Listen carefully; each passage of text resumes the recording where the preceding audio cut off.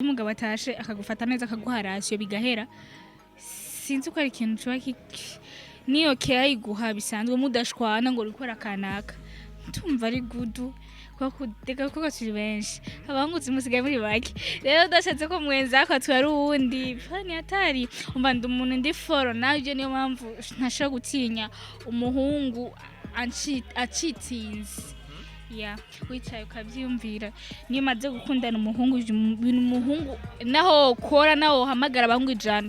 baguma bari kuri yangesho nyene imwe Jean niyo mpamvu naciye mvuga ati naho umugabo wanje za n'undi mukobwa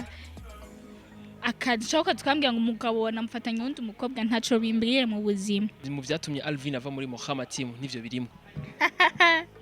yo mana Muhammad iyo team Mukama kwanza igeze ntiryari giwacu kandi ngaho ranshavuje ben kudayibuze ko ragashavu kuko n'umuntu twakoranye ariko bakoze ibintu by'ububingwa bro ige TV ntayo nshatse kuvuga ko nayo ndagira ko publicity bagize ngo bafise ubwenge ngo Alvin ngo aratwaye kiganira handi ntaco yakoze kwanza ujye nyere nk'umutumire bisanzwe mu invite urumva twatumiye mu kiganiro cacu rero ico novuga cyo ego kwigisha umwana akamenya ni vyiza naratwarigishije yaramenye yaratwaye ubundi bumenya handi hantu.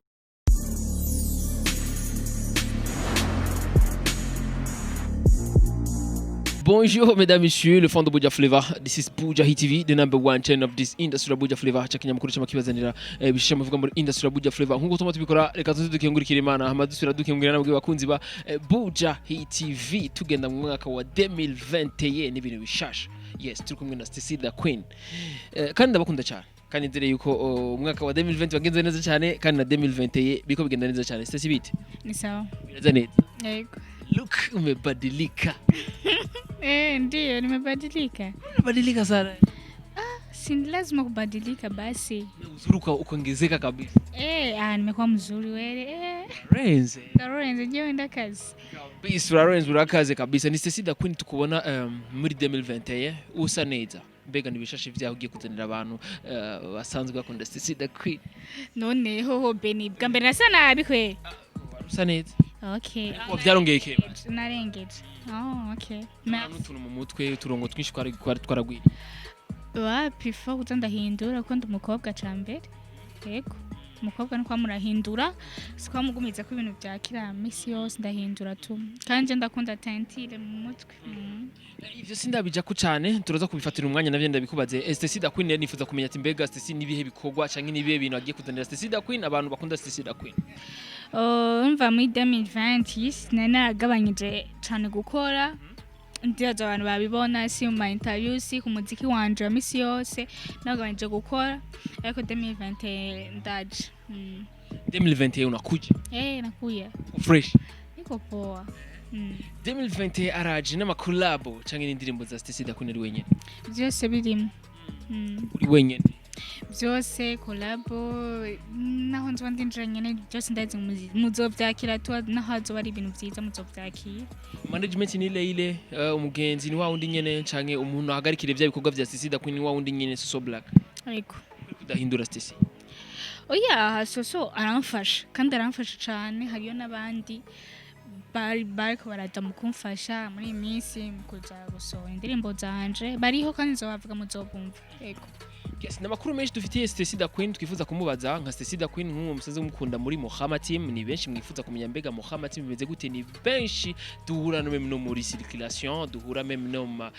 réseaux sociaux bakanyandikira bakatwandikira bakatubaza ati mbega Muhammad team gute ko tutakibona muri kumwe kandi tutakibona nuvuga ibiki kandi bakavuga ati ngo Alvin Smith tumubona agira icya kiganiro canyu handi hantu mbega vyagenze gute javuye kuki uno muturaza kumenya ukuri turi kumwe na Stecy Da Queen kuko byose muraza kubimenya kandi turaza kubaza na Stecy Da Queen mu bintu agize imisi abayemwo n'ubuzima bwe busanzwe mbega nibiki bibaza ariko arakora. Yes, Stecy nikibazo cyane nifuza kwanza kubaza ati mbega ku bwawe uramaze gukora ikintu hama mu nyumuka kihogreta birashika kuko ni benshi babona mu muziki bakavuga ati bajya abantu ko bari mu muziki n'abakobwa hari umunsi bazobihogreta. Je ikintu cyama mu muziki nkuko mba nemereye ikintu abantu hamasi ndagikora canke kuba nateguye ati nkeneye gukora video gutya sindayikore nkuko ndabishaka canke nkavuga ati shaka gukorana na kanaka nifuza gukorana na kanaka ntibishike canke nkavuga ati nkeneye no munsi guzohindura studio sintibibe ivyo nivyo bintu kwanza byama bituma mvuga ati ndicujije mu vyerekeye abantu mukorana mu vyerekeye abantu mugendana tugendana kwishiza ngo ngendana n'umugenzi kanaka cyambere je ntabagenzi ifise b'abakobwa benshi ndavuga ko abara abakolege tuba dukorana cyo kuvuga ngo bagenzi ngo tugendana kuko anje sintembera kenshi ntuzombona mu bubare bwinshi oya ni Stecy Da Queen rero uvuga ati rero wewe no muri 2021 ntizokugera uhindura management ibigubundi sindi genre difficile umuntu afasha ku bintu byose mba nkeneye ariko atari vyose gose ntabwo nasinye contrat ibyo bivuga ngo gusinya management oya nugufasha gusa for past time umunsi ntihagera waronse ugufasha ukuri izo shugendana none ego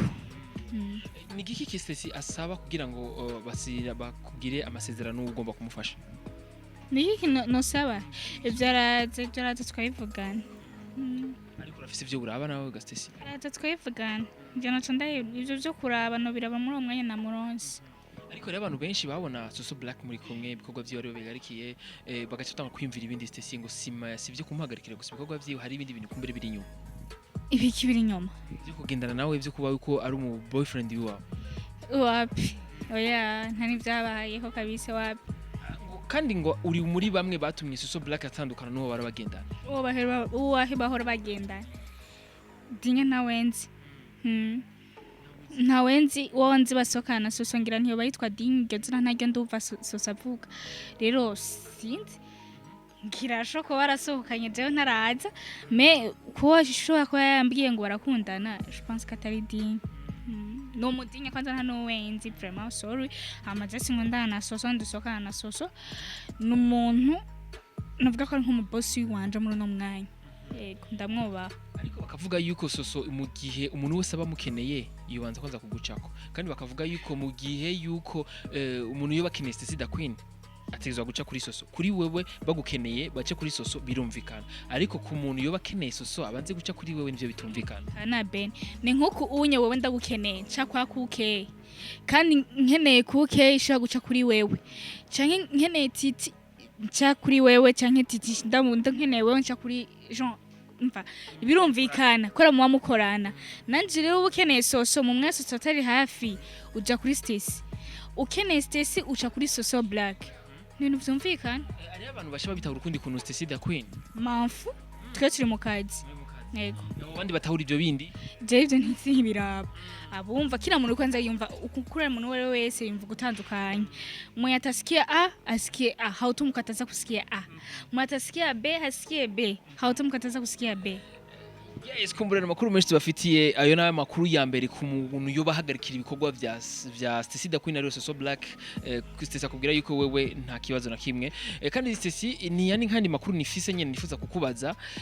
benshi nivyo bibaza ariko turaza kumenya ukuri ntaco mu byatumye Alvin ashavura cyangwa mu byatumye Alvin afatirwa mu bindi bintu baravuga yuko Stecy Da Queen ari we yatandukanyije Alvin n'umugore wiwe natandukanyije Alvin n'umugore wiwe na Davina cyari murashumuga muratewa mukancanganya jamumbwira ko umugore wari Nirna unamuka ujya baravyaranye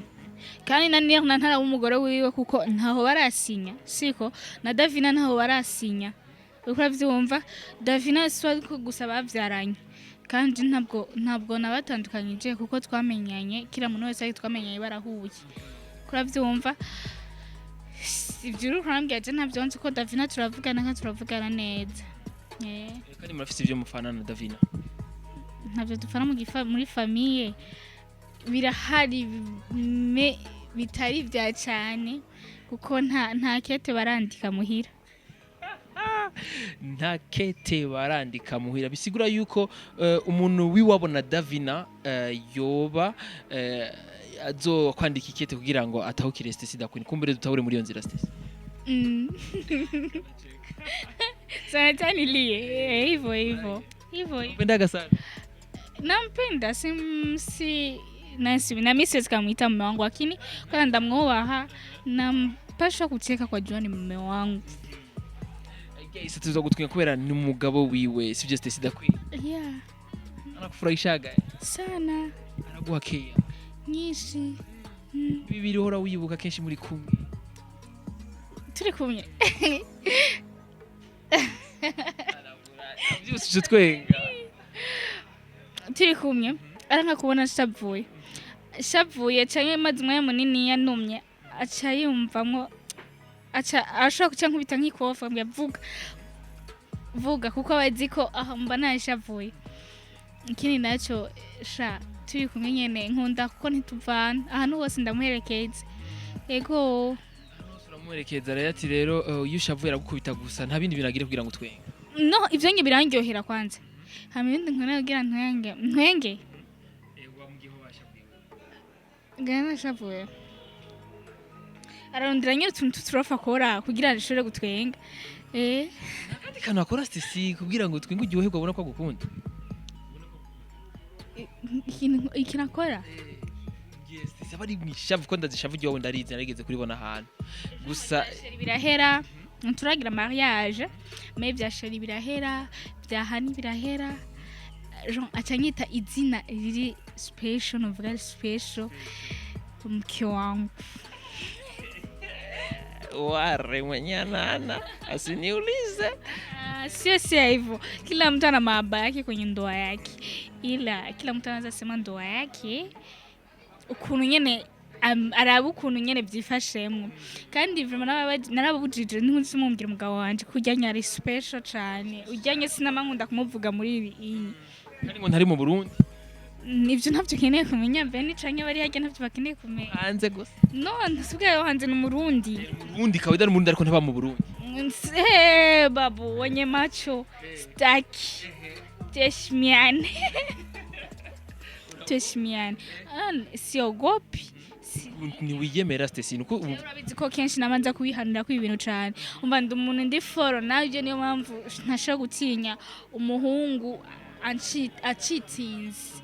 Yeah. Utinya umuhungu agucitinze. Yeah. Kudatinya. Namaze kumenya icari cyo gucitinga wicaye ukavyumvira. Niyo maze gukundana umuhungu umuhungu naho kora naho hamagara abangu ijana baguma bari kuri yangeshe nimwe. Jean niyo mpamvu naciye mvuga ati naho umugabo wanje za nundi mukobwa akacoka tukambwira ngo umugabo namfatanye nundi mukobwa ntaco bimbiriye mu buzima.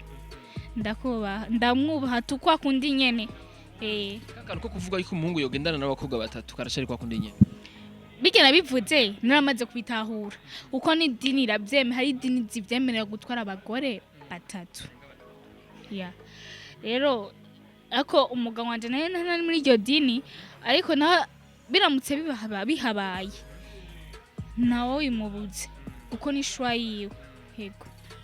Bibaye ntawo bibuza ko nishwa yiwe Stecy Da Queen na kimwe vyo mugira ntiyo shavura. Oya bakubwira ati umugabo atashe akagufata neza akaguharasyo bigahera.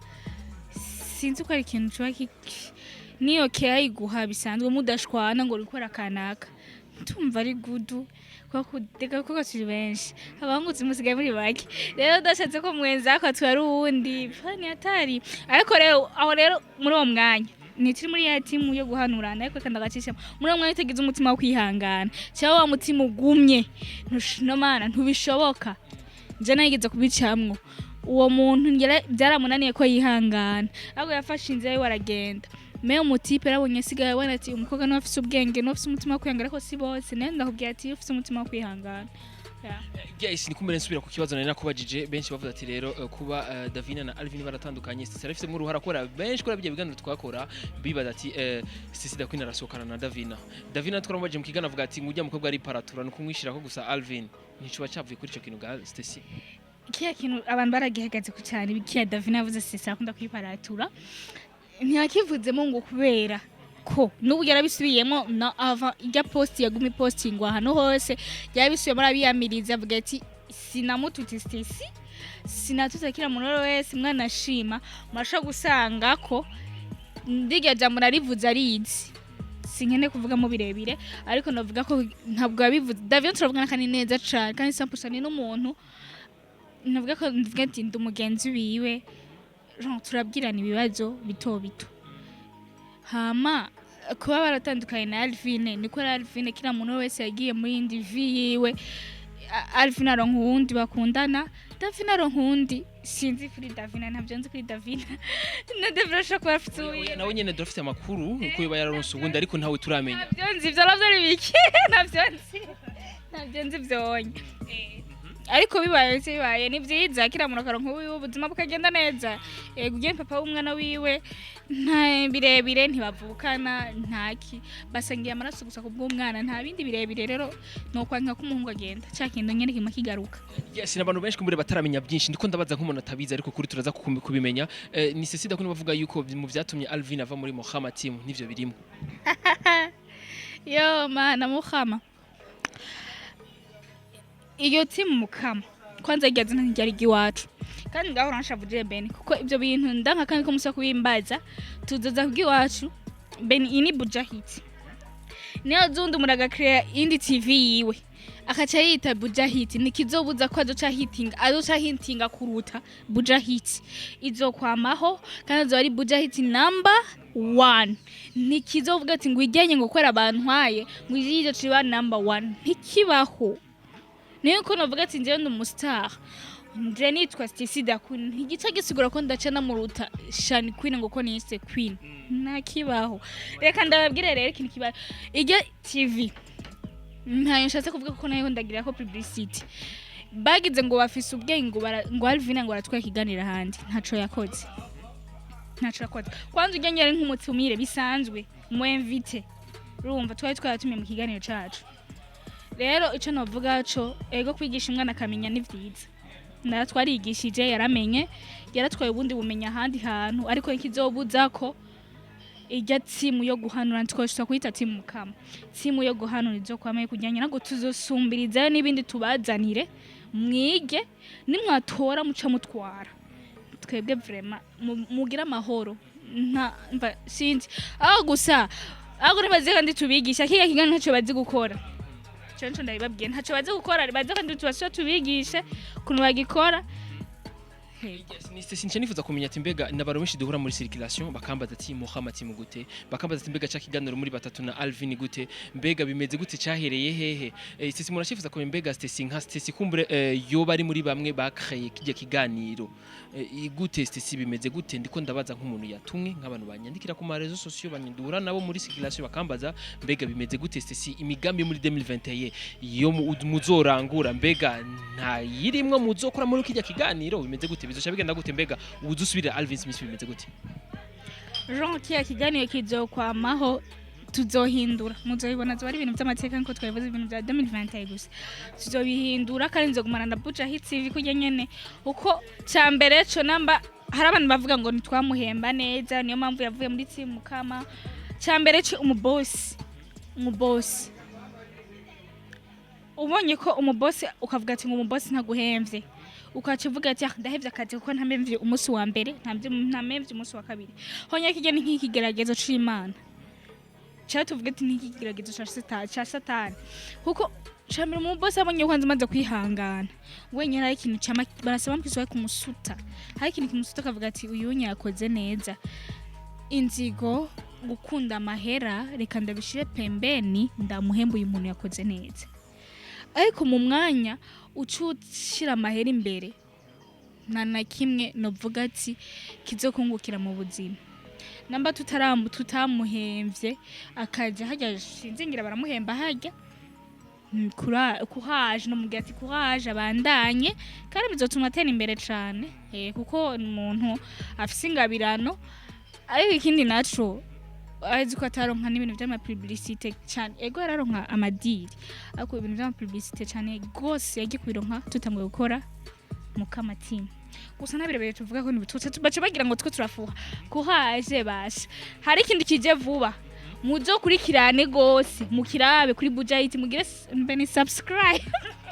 mugire subscribe mukirabe muyikurikirane nico nyene canda kiba kwaje nikintu kibaje Ben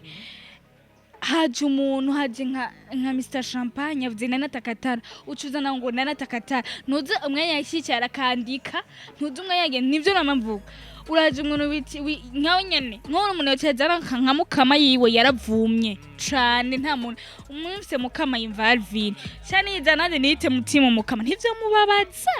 birashoka kumubabaza ndabije ko agashavu kuko n'umuntu twakoranye ariko yakoze ibintu by'ububingwa bro zigeza ko wasanga wavuze nabi kumbure turi kuri ni benshi bakora dukurikirana kumbure vuga nabi navuze ibintu ari byo byarakubabaje birumva byarambabaje twebwe nk'abantu bakora muri Bujahit twaravyakire kuko umuntu nishwa yiwe ashobora kuja ahantu kumbure yamaze kubona twaravyakire nabivuze mwaravyakire mwabuzo mu bibwira kuko ari televiziyo kuko nashaka kuja kicara hajya nje ndayimuzerikire kumbure ariko hagiye imigenderanire myiza kumbure hagiye no vuga byo kuvugana neza turashobora kuvugana nawe nyene tukagira ico tumubajije akagira ico avuze kugira ico kibazo ariko kuri Alvin Smith aguhaye umwanya ujya uramubaza vrem none ni mu mwanya kubera ubu si hari inzi ubu si hari ari busy n'akazi nako bro wacu karatera imbere ubunya afise business nyinshi ama company menshi ari karatera imbere rero umwe nyine ucuzana ibintu vy'ama micro yawe ngahanye pembe atakurusha inje bro kumbure Stecy kwa mpanuye ariko je nzogerageza ko nasanzwe ndondera amakuru ahantu henshi hatandukanye je namandi kuri line nzobibona gusa ikintu cyambabaje nuko hari abantu baguma bambaza ati mbega timbu bimeze gute beni bimeze gute hava iki kumwarashwanye mwaracanye mwo mbega bigenze gute byahereye hehe turakeneye kumenya ukuri agati ukuri rindera nzobaza Stecy nzobaza Alvin bandanya igati mzobandanya naho tuzobandanya je na benambaze je ndamubaze Chanye tuza n'undi muntu itaendelelea mwendo kwenda mbele 2020 sorry subize inyuma 2020 kwenda mbele ni moto waje twabonye muri 2020 vya corona ugira dusubize navuze 2020 navuze 2020 basi bizabandanya mbere no ntuwizera ndavyizera bizogenda fresh sana ndi kumwe na Stecy Da Queen kandi ivyimviro bizoba byinshi cyane kandi bizoba bimeze neza cyane kuko abantu benshi baba bifuza ko tuba ibintu bimeze neza cyane yes ni Stecy Da Queen cyane ifuza ko mbega Stecy look umebadilika ne 2021 mimisha kwambia ndugu yangu misha kateza wa journalist wako wananiuliza maangre 2020 si hatukusoma pamoja ndugu yangu 2021 okay 2021 ni look tugiye kubona kuri Stecy Da Queen muri 2021 nakubwiye ben nje ndakunda tentire mu mutwe ndakunda tentire ndakunda ama plante ayo marori wambaye mu yafise muri bangaye novuga muri Afrika nzima navyanze ivyo byo kuvuga ngo nje ndafise jewe cenyene ngukinye nije nakikre jewe cenyene wapi nje uko ariko n'abandi maze kuyabona no yababona no twambaye byose hamwe nanjye ndakaze yambaye olenge nane ndayambara ni bon no kujya kaze nanjye cyankara mu yafise muri bangaye mu Burundi ba anye mengo ndamaze kuyabonana ikasi ni hende ntapfe bandu urashobora kuvuga ati umengo nta na kimwe amaze kuyabonana abantu benshi muririmbi oya na wenze muri amaze kuyabonana abantu babiri Stecy Da Queen hamwe na Femi One gasha ni bon niyo nyene ngira ni nani mengo ndamaze kumubona yambaye akuneye agateka we ngo mu yafise rero muri Afrika urashobora usanga no na kingorongoro arafise muri batatu rero njyewe niwe bamaze kubona sinzi ko ari abandi tubaho tumaze kubona muri batatu rero muri Afrika bayafise no sinzi ngira n'abandi mvuze ngo nitwe twenyere nzobandi uvuze sinzi abo bandi ntabuzi ariko ukoresheje kuri bajya wowe uzi kuma umaze kubona ndamaze kubona kingorongoro ayafise amarori ari mu ndi couleur ariko na Femi One mengo ego ni stinandi ndambaye toto tatu tu oya navyonzi ko ari toto tatu tu navyonzi Yes, wakuzi ba Bujahit TV turaza kuvugana byinshi na Stecy Da Queen atubwira yuko amarori yambaye kumbura kubwira yuko je ko bamaze kubona amaze kuyabona abantu batatu nko nyine bitubwiye kingorongoro hamwe nawe hamwe na Femi One Femi Uno yes ni Stecy rero uvuga ati rero muri 2020 tuzobona byinshi bitandukanye kuri Stecy Da Queen ibitandukanye byinshi muvuga mu bikorwa bya Stecy Da Queen eko kuvyerekere business zao achana kuna vaka mtu mwenye anafanya business za kikubwa leo nimevaa ni suruali nini ni suruali nini nisaidia cameraman nyuma yambaye suruali hejuru ndiso baba ipantaro hejuru Kumbe ari ipantaro se kumbe Israel yeje no nambaye agakoti man rero kaza kitwa isuruhari na mani kirameza agana ndaryoherwa kandi umukobwa ndose gahuzu nkambara nkabekwa ndashimira Imana twahuye ambwira ati Beni gerageza uzohanure Stecy arongogwe nanyarutse bana urabona ko arakora sazi je no nashatse hawo sango umuntu jego ngireyo namvyara ndi bebe mwana muri demi ndi bebe Stecy Da Queen le 31 wagiye kwikeshereza he Stecy 2020 30 nandi kumwe n'umugabo wanje yaje yari ino aracari ino kandi baguma mubwira sanga kwese 2020 ubu nari ino mani kurancyanga Stecy Da Queen kumbere twayaze byinshi Stecy kumbere utanga umuco rero kumbura hasi nka kurancyanga yabo nibiri kumengo ndiko ndabona kumengo ndiko ndabona imbere yanje basha ameze gute none yahagaze imbere